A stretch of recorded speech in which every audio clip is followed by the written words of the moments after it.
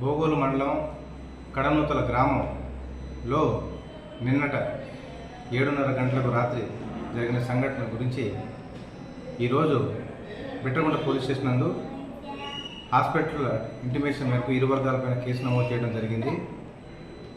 ఈ సంఘటన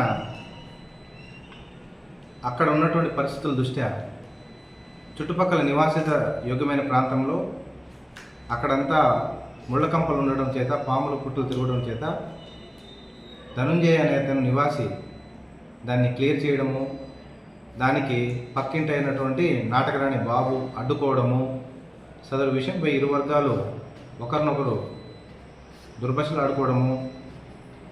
ఈ ఘటనలో సదరు నాటకరాణి బాబు మందు తాగేసి మద్యం సేవించి సురేంద్ర అనే నాటకరాణి సురేంద్ర అతనిపై మరియు వారి కుటుంబీకులపై వారి బాబు అనుచరుల చేత దాడి చేయడము, ఈ దాడిలో సురేంద్రకి తీవ్ర గాయాలు కావడము.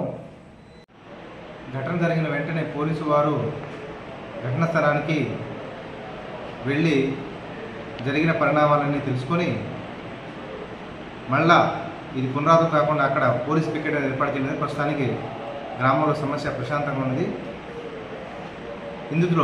ఇందులో బాధితులైనటువంటి వారికి ఖచ్చితమైన న్యాయం చేస్తామని చెప్పి, అదేవిధంగా దాడి చేసినటువంటి వారిని ఖచ్చితంగా చట్టపరంగా తీవ్రమైన కఠినమైన చర్య తీసుకుంటామని చెప్పి హామీ ఇస్తున్నారు.